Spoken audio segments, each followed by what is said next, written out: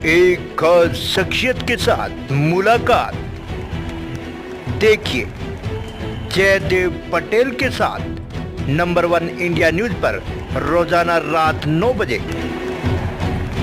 नमस्कार व्यूअर्स, मैं जयदेव पटेल और आप देख रहे हैं नंबर 1 इंडिया न्यूज। आपका एक बार फिर स्वागत है एक खास शख्सियत के साथ मुलाकात प्रोग्राम में।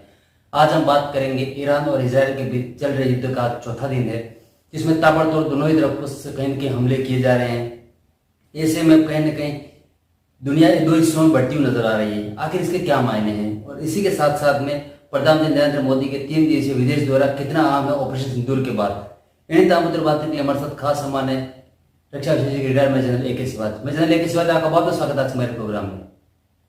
थैंक यू वेरी मच जी, मैं जनरल ए के सिवाच, आपसे मेरा पहला सवाल है कि ऑपरेशन सिंदूर के बाद प्रधानमंत्री नरेंद्र मोदी का 3 दिवसीय विदेश दौरा कितना अहम है और क्यों? देखो, अभी जो दौरा है प्राइम मिनिस्टर मोदी का बहुत इम्पोर्टेंट है। ये जो आप देखें साइप्रस रख किया है और G7 में जा रहे हैं वो कनाडा में, क्योंकि वहाँ के जो प्राइम मिनिस्टर है मार्क कार्ने ने उन्होंने इनवाइट किया है। और तीसरा फिर क्रोएशिया है। अगर आप देखें साइप्रस एक बहुत इम्पोर्टेंट है, एक आइलैंड टेरिटरी है ये मेडिटेरियन सी में। और ये सच्चाई है कि भारत और टर्की के रिलेशन अच्छे नहीं रहे हैं। टर्की ने एक बार खुल के पाकिस्तान का साथ दिया था और स्पेशली ऑपरेशन सिंदूर में। तो ऐसे में टाइम में साइप्रस जाना भारत के लिए बहुत महत्वपूर्ण है, क्योंकि 1974 में जो नदन पोर्शन था साइप्रस का वो टर्की ने ले लिया था, जिसको बोलते हैं कि Turkish Republic of Northern Cyprus.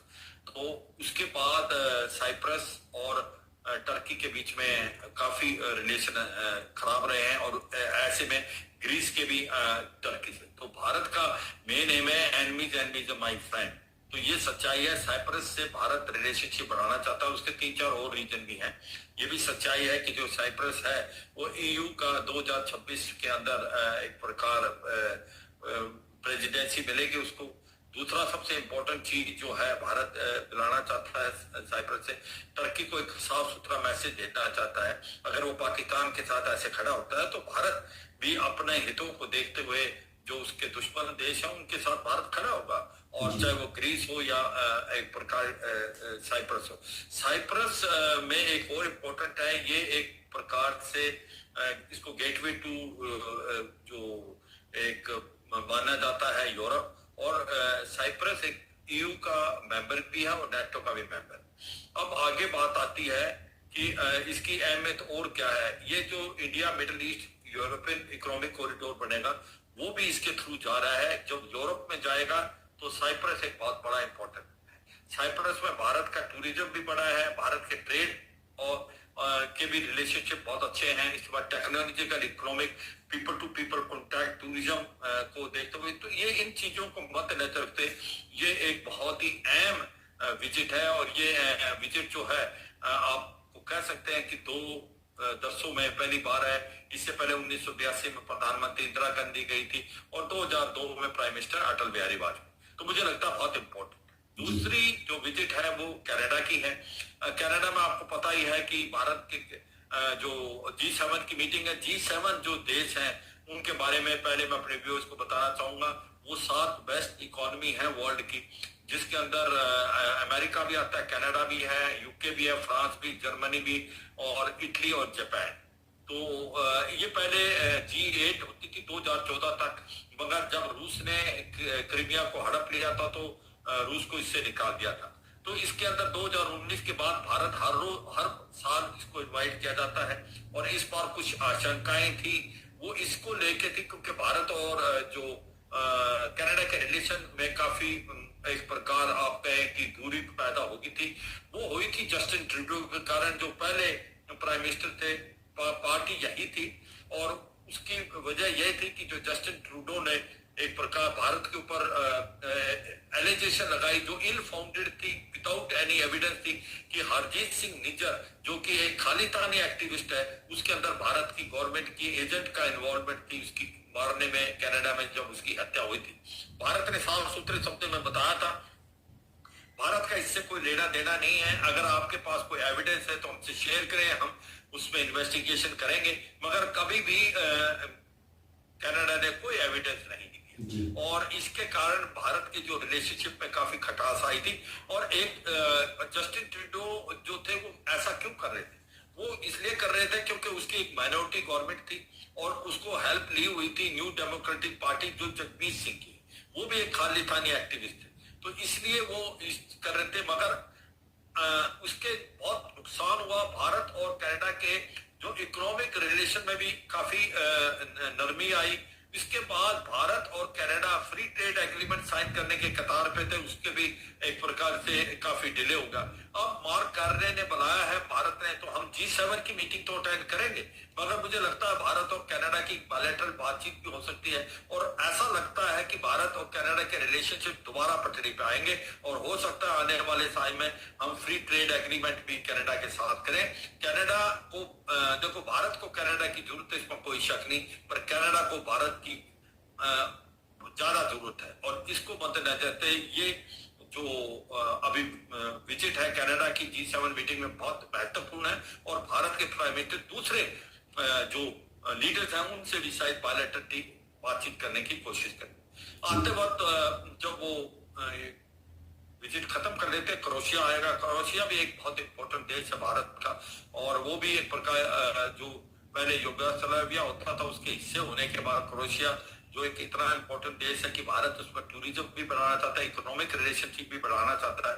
और भारत चाहते हैं कि इन देशों से भारत के अच्छे रिलेशन हो, क्योंकि इसके अंदर आप ये देखें कि आने वाले समय में ट्रेड भारत का बढ़ सकता है। और भारत के प्राइम मिनिस्टर मोदी पहले प्राइम मिनिस्टर होंगे जो क्रोएशिया में। तो मैं ये कहूंगा ये जो 5 दिन की 3 देशों की विजिट है बहुत महत्वपूर्ण है और इसका बहुत अच्छा नतीजा आने वाला है। जी, मैं जान लेके सर, अब अगर हम बात करते हैं ईरान और इजराइल के बीच चल रहे वॉर को लेकर के, तो आज चौथा दिन और दोनों तरफ से कहीं के ताबड़तोड़ हमले किए जा रहे हैं।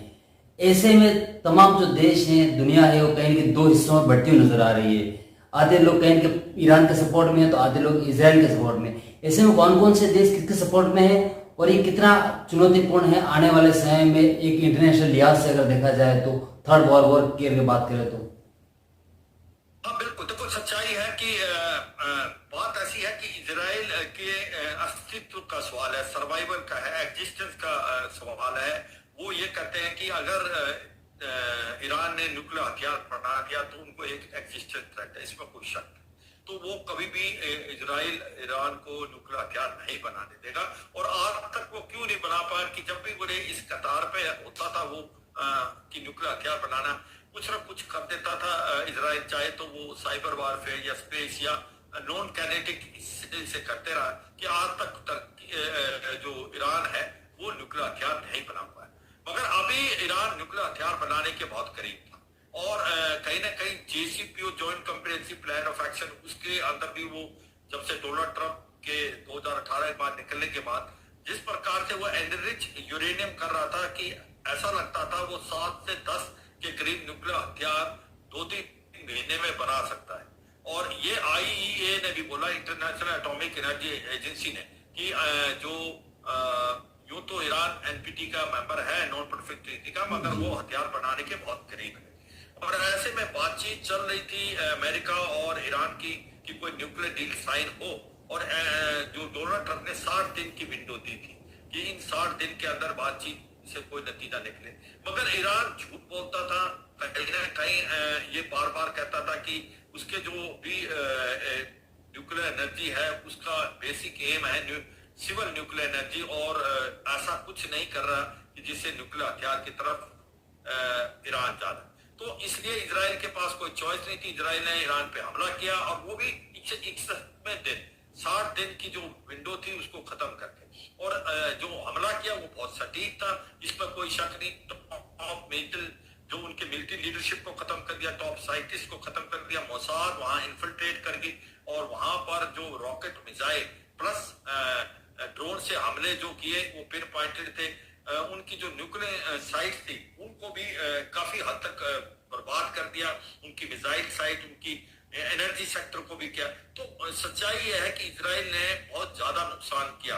जो साइट थी नतांज जो एनरिच करती थी यूरेनियम की, जो साउथ थी तेहरान के, उसको काफी हद तक डिस्ट्रॉय कर दिया। इसके बाद इस्फान, फोटो और अराक, ये तीनों भी न्यूक्लियर साइट्स हैं उन पे भी बहुत भारी क्षति।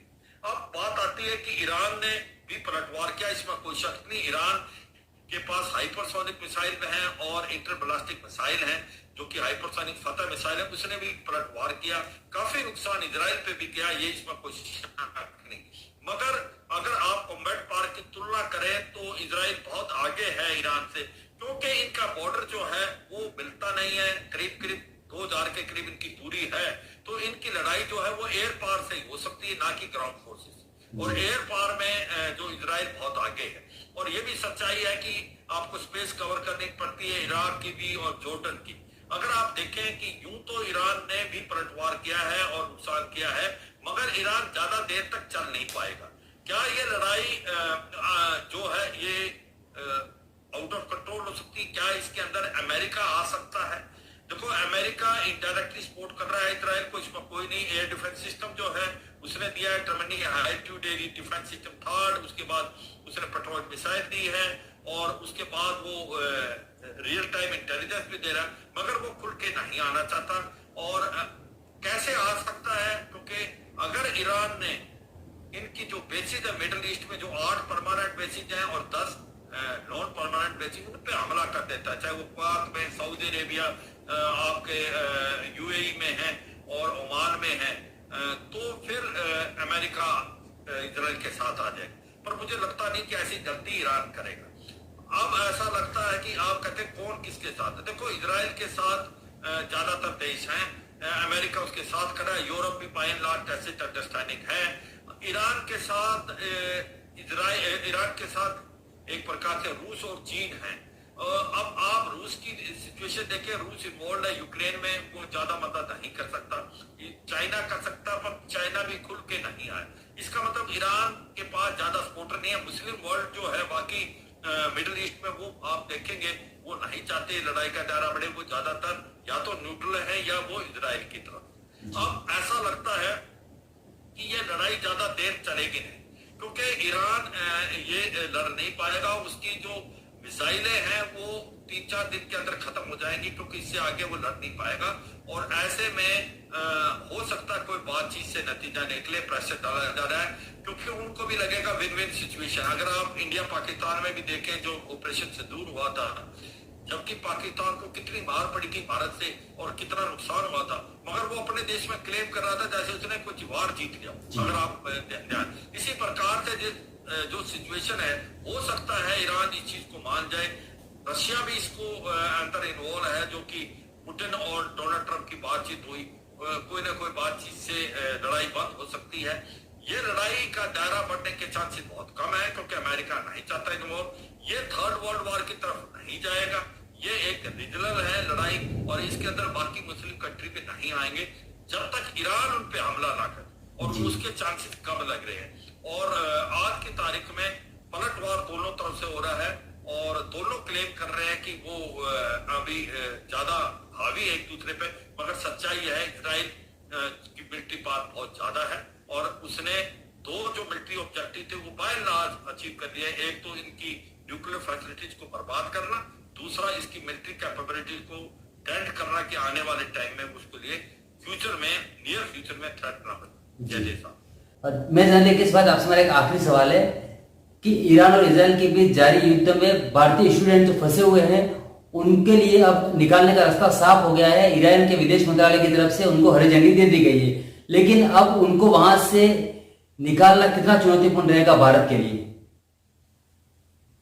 अब मुझे लगता है चुनौतीपूर्ण है, पर भारत इसको करता रहा है। ये कार्रवाई हर तब भी, जब भी कोई वार जोन में, चाहे यूक्रेन से निकालने हो, चाहे मिडिल ईस्ट में और कंट्री से निकालने की जरूरत पड़ी, भारत निकालने का इसको। पर एक बड़ा इम्पोर्टेंट जजेस साहब जो पॉइंट है उसको हमें नहीं भूलना चाहिए। क्या भारत का इंटरेस्ट इन्वॉल्व, क्या ये लड़ाई के अंदर भारत कहाँ खड़ा?